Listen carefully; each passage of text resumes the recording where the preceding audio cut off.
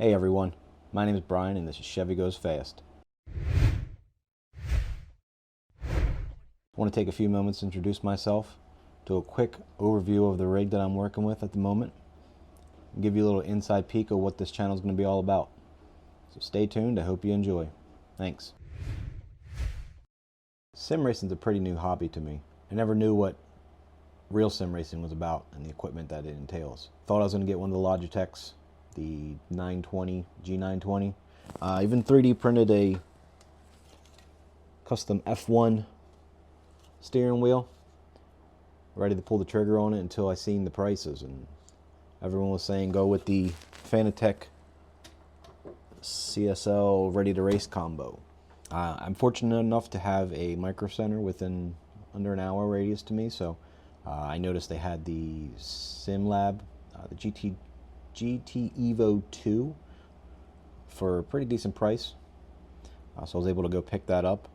I did get the Ready to Race CSL combo first, and I was using on a desk for about a week.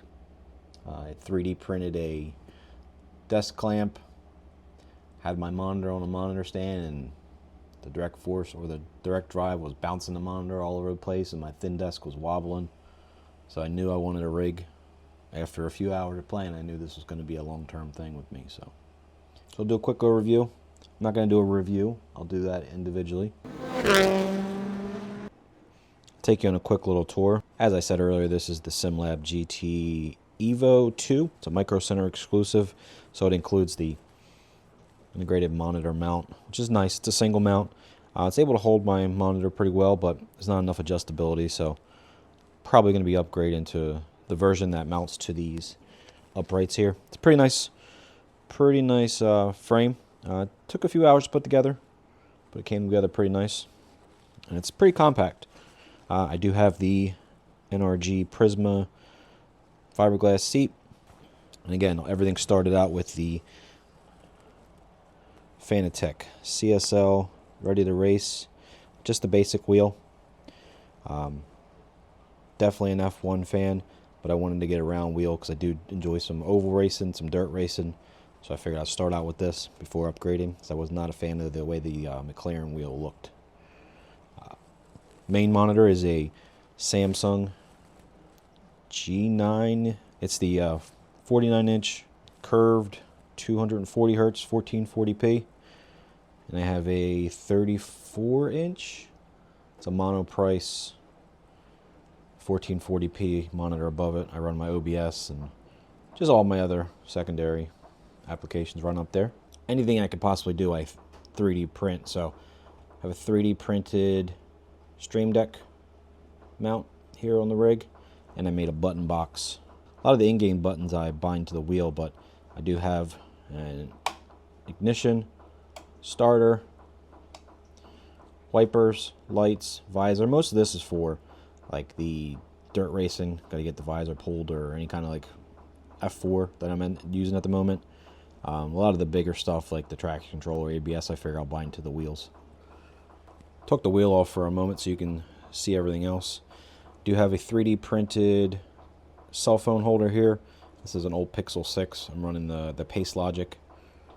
I use that for my lap times. And over here I have an older iPad mini running Lovely Dash. Like to have that up just for the gear indicator, the basic status of it, and I'll see my lap times. Sometimes I'll scroll through, load the map up if I don't have it up on the actual game itself, but it's pretty nice. Everything's running off of my gaming PC, last generation hardware. It is a Ryzen 5900X and a GTX 3080. I do have the Fanatec pedal still. I did get the clutch upgrade. I was not a fan of the stock pedal plates. So, like I said, anything I can, I'll 3D print. So I 3D printed these dual color. It's like basically the roots pedal plates. I do have a replacement set of pedals. I'm going to be getting away from the Fanatecs. I want to try the load cell, and this is a clutch with a little more give and grab. This is nice, and I only really use it for my oval racing, but there's you're missing that grab point. I want to see what the upgraded pedals feel like. I did also do the mod to make this pedal a little stiffer, which is putting a 14 millimeter. A lot of people use a 14 millimeter dowel. I just 3D printed it and put it in that buffer behind the pedal here, and it stiffens it up. It gives it a little more resistance. You have a nice little take up and then a pretty defined wall, but you can still push through. It makes braking a little more realistic, but it's not that load cell feel. So I'll be testing the new pedals here shortly and do a quick review on those. I did pick up the SimMagic GT Neo. I saw some good videos on it, and just waiting on the Podium hub from Fanatec to be released. It's in a pre-order stage right now. So, and once that's installed, I'll be able to mount it here on the Fanatec base. I did add the do-it-yourself wind simulation. Follow the boosted media instructions found on YouTube. It's a pretty nice effect. Doesn't really do a whole lot, but it gives you a cool breeze while driving. 3D printed these reducers, so it's not just a solid stream of air. Kind of breaks it up a little bit, makes it feel like a car vent. They just slide on in there, so pretty cool.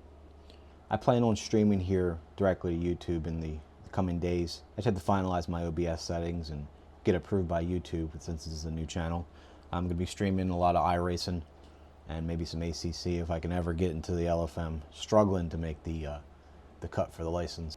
I'll be putting out some reviews for the individual components in the next few days, since I've had everything for about a month and been able to put it through its paces and feel pretty comfortable with everything. So stay tuned. Hope you enjoy it. And thanks for watching. Hope to see you on the live streams. Thanks again.